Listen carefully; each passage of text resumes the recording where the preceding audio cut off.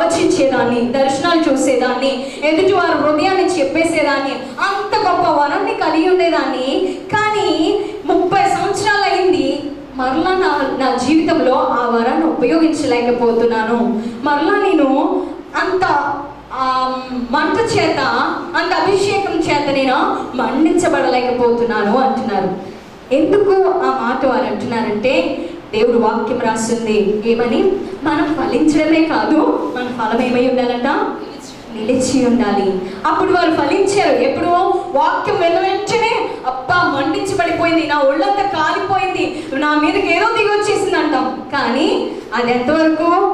ఆలయంలో ఉన్నంత వరకే. అది ఎంతవరకు? సేవకులతో సహవాసం కలిగి ఉన్నంత వరకే. అయితే దేవుని వాక్యం సెలవిస్తుంది, ఇదే మంట, ఇదే అభిషేకమే ఎప్పటి వరకు ఉండాలంట? ఆయన రాకడ వరకు కూడా మనం అందులో నిలిచి ఉండాలంట, ఆ ఫలమును నిలుపుకోవాలంట. అయితే ఇదే నా ప్రభు మనతో మాట్లాడుతున్నాడు. మనం ఫలించడమే కాదు, అమ్మగారు నేనెంతో సహనముగా ఉండేదాన్ని, కానీ ఇంకా సహనము కోల్పోయాను, ఉండలేకపోతున్నాను అంటున్నారు. అయితే దేవుడు మాట్లాడుతున్నారు, ఇది నన్ను ఏమంటున్నారు, ప్రభు నీవు ఫలించడమే కాదు ఫలముతో నిలిచి ఉండాలి అని ప్రభు మాట్లాడుతున్నారు. మనం ప్రార్థించే వారముగా ఉండాలి, దేవుని వాక్యాన్ని అనుసరించే వారముగా ఉండాలి. నీవు ఎప్పుడైతే ప్రార్థిస్తావో, దేవుని వాక్యాన్ని అనుసరిస్తావో, దేవుని ఏర్పాటులోకి వస్తావు. ఎప్పుడైతే దేవుని ఏర్పాటులోకి నీవు వస్తావో, నువ్వేం చేయబడతావు? ఫలిస్తావు అని వాక్యం సెలవిస్తుంది. హల్లెలూయా, హల్లెలూయా. లాస్ట్గా అక్కడ ఒక మాట రాస్తుంది, నీవు ఫలించాలి, నీ ఫలము నిలిచి ఉండాలి, నీవు ఏది ఆయన నామమును అడిగితే ఆయన నీకు అనుగ్రహిస్తాడు అని అంటుంది. అయితే ఇప్పుడు మనం చదివి ఉన్నాం, ఎవరైతే పరిశుద్ధాత్మను ఆయన అడిగిన ఎడల పరిశుద్ధాత్మ ఎంతో నిశ్చయముగా మీకు అనుగ్రహించబడుతుంది. హల్లెలూయా, హల్లెలూయా, హల్లెలూయా. అంటే నోటితోనే కాదు, 2 చేతులు పైకెత్తుదాం. దేవుడు మనకు 2 చేతులు ఇచ్చారుగా, ఇచ్చారా? నిజంగా పైకెత్తుదామా మరి? హల్లెలూయా. అయితే లాస్ట్గా నేను ఈ మాట చెప్పి ముగిస్తున్నాను. లూకా సువార్తలో దేవుని వాక్యం సెలవిస్తుంది, అడుగు ప్రతి వారికి పరిశుద్ధాత్మ ఎంతో నిశ్చయముగా అనుగ్రహించబడుతుంది. ఈ దినాన మనం పరిశుద్ధాత్మను అడుగుదాం, ప్రభువా నాలోకి రండి, నన్ను ఫలించే కొమ్మగా మార్చండి. ఫలించిన కొమ్మ ఏ విధంగా ఉంటుందంట? ఆ యొక్క ఎజికేల్ గ్రంథంలో మనం చూసినట్లయితే 19వ అధ్యాయం చదివినట్లయితే అక్కడ ఒక కొమ్మ ఉంటుంది. ఆ కొమ్మ, ఆ యొక్క చువ్వ కొమ్మగా మార్చబడుతుంది. ఆ కొమ్మగా మార్చబడిన తర్వాత అది ఏం చేయబడుతుంది తెలుసా? రాజు చేతిలో దండముగా మార్చబడుతుంది. నీవు రాజు చేతిలో దండముగా మార్చబడాలంటే నువ్వేం చేయబడాలి? అంటు కట్టబడాలి, ఫలించాలి. క్రీస్తుతో నువ్వు అంటు కట్టబడాలి. అయితే నువ్వు అంటు కట్టబడాలంటే, నువ్వు ఏర్పాటులోకి రావాలంటే ఏం కలిగి ఉండాలి? ప్రార్థనా జీవితము, దేవుని వాక్యమును కలిగి ఉండాలి. ఇది నాన్న దేవుడు ఒక మాట మనకి ఇస్తున్నాడు, పరిశుద్ధాత్మ చేత మనం నింపబడదాం. అడుగుని మీకు ఇవ్వబడని అంటున్నాడు. మనం అడుగుదాం ఈ మధ్యాహ్నకాల సమయంలో, ప్రభువా నీ ఆత్మ చేత నన్ను నింపు. ఈ ఆత్మ చేత నేను నింపబడడమే కాదు, ఈ ఆత్మ నీ రాకడ వరకు కూడా నేను నిలుపుకోవాలి.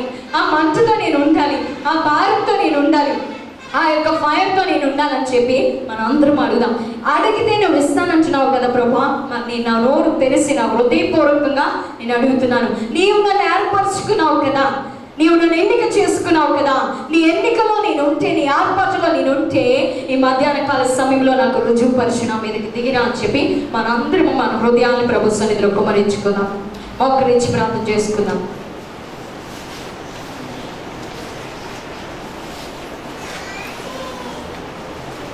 మోకరించి ప్రార్థన చేసుకుందాం.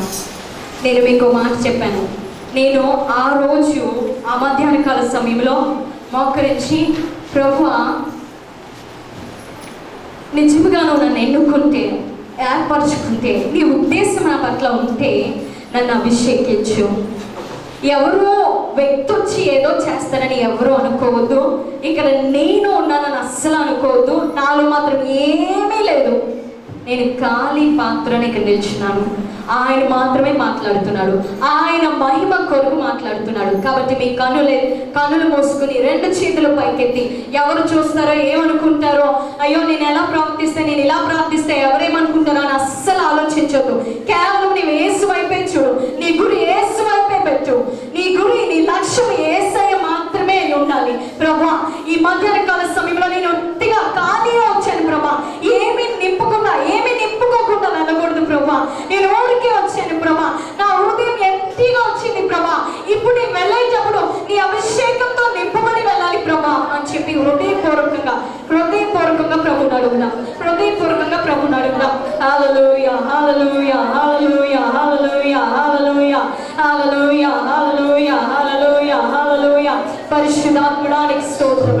పరిశుద్ధాత్మడానికి స్తోత్రములు, రాజ్యానికి స్తోత్రములు, రాజ్యానికి స్తోత్రములు, రాజ్యానికి స్తోత్రములు, రాజ్యానికి స్తోత్రములు. నీ హృదయాన్ని ప్రభు సన్నిధిలో కుమ్మరించు, నీ హృదయాన్ని ప్రభు సన్నిధిలో కుమ్మరించు. మనుషుల్ని చూడొద్దు, మనుషుల్ని చూడొద్దు, ఆయన మాత్రమే నువ్వు చూడు.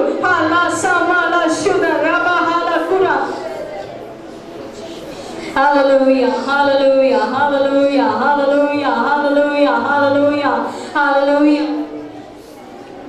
యేసులాగా ఉండాలని, యేసుతోనే నడవాలని, యేసులాగా ఉండాలని, యేసుతోనే నడవాలని, నిలవాలని, గెలవాలని, నిలవాలని, గెలవాలని, యేసునందే ఆనంది, యేసునందే ఆనందించాలని, ఇదే నా కోరిక,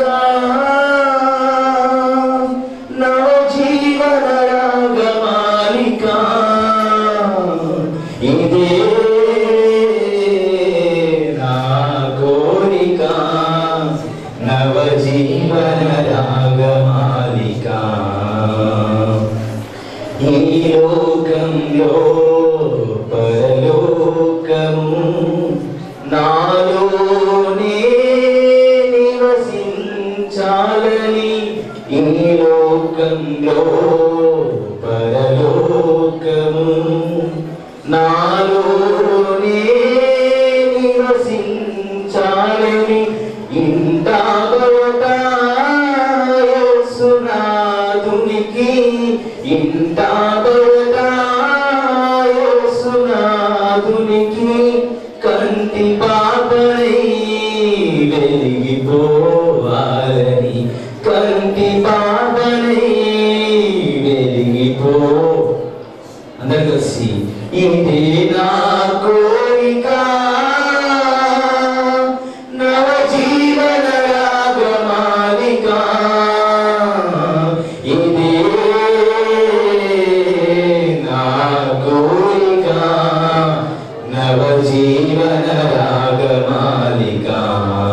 మరొకసారి యేసులాగా ఉండాలని, యేసుతోనే నడవాలని, యేసులాగా ఉండాలని, యేసుతోనే నడవాలని, నిలవాలని, గెలవాలని, నిలవాలని, గెలవాలని, యేసునందే ఆనందించాలని, యేసునందే ఆనందించాలని,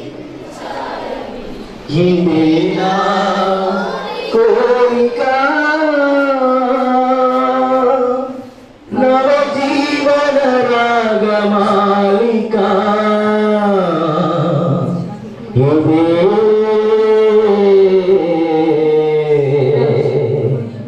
నా కోరిక.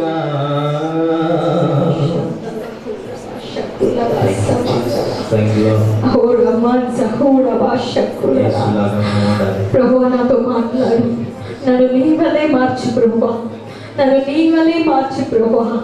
మన హృదయాల్లో నుంచి ప్రభుతో మాట్లాడదాం, మన హృదయాల్లో నుంచి మా ప్రభుతో మాట్లాడదాం.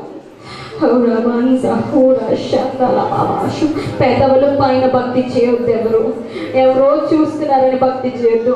నీ హృదయం పగలగొట్టుకొని ప్రభు కోసం తీర్మానం తీసుకోవాలి. నాన్న నువ్వేం తీర్మానం తీసుకుంటున్నావో ప్రభు చూస్తున్నాను. ప్రభా నిజంగా నేను తీర్మానం తీసుకొచ్చున్నాను, నీ కొడుకే బ్రతుకుతాను. నువ్వు నన్ను ఎన్నుకున్నావు, ఏర్పరుచుకున్నావు. నిజంగా లాక్డౌన్లో ఎంతో మందికి లేని భాగ్యములు నాకు ఇచ్చావు ప్రభా. ఈ సమయంలో ఉన్నానంటే కేవలం అది నీ ఏర్పాటై ఉన్నది, కేవలం అది నీ చిత్తమై ఉన్నది ప్రభా. ఆ చిత్తమున నేను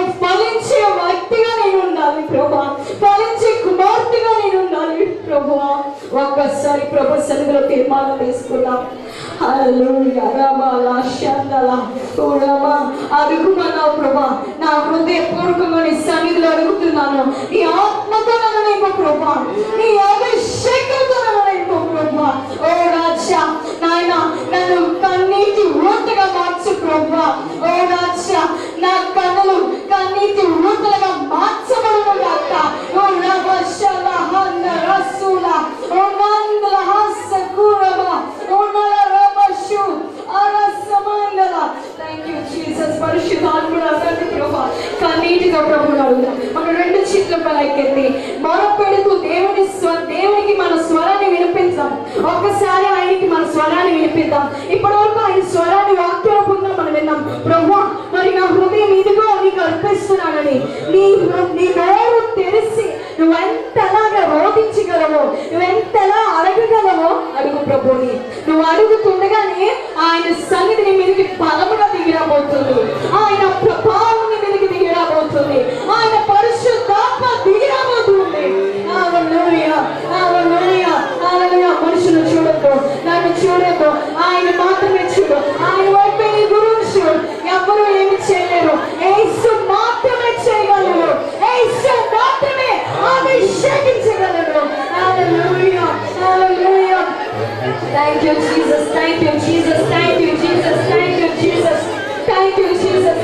నీ రోదనను, నీ బాధను, నీ వేదనను, నీ కన్నీరును తుడిచేది యేసయ్య ఒక్కడే. ఆయన వాక్యం ఒక్కటే నీ కన్నీరు తొడవగలదు, నీ బాధను, నీ వేదను తొడవగలదు. ఆయన మాత్రమే. ఆయనే ఆశ్రయించు. ఆయన వైపే కన్నులెత్తు. రాజా, నా హృదయం నీ వైపు తెస్తున్నాను. రాజా, నా హృదయం నీకు అర్పిస్తున్నాను. ఈ మధ్యాహ్న కాల సమయంలో నా మనస్సు నీకు అప్పగిస్తున్నాను. నీవు తప్ప ఇంకెవరు లేరు నాకు ఈ లోకంలో. నీకే నా మొదటి స్థానము, నీకే నా మొదటి స్థానము ప్రభువా. నేను తీర్మానం తీసుకున్నట్లయితే ఈ దినాన ప్రభు నేను అభిషేకించబోతున్నాడు. ఒకసారి మనందరం లేచి నిలబడదాం, లేచి నిలబడదాం, లేచి నిలబడదాం. నిత్యముగా మీ హృదయాల్లో తీర్మానం తీసుకోవాలి. మరి కొద్ది ముందుకు జరిగి ఏడు వ్యక్తిని వెళ్ళి చూడకుండా కేవలం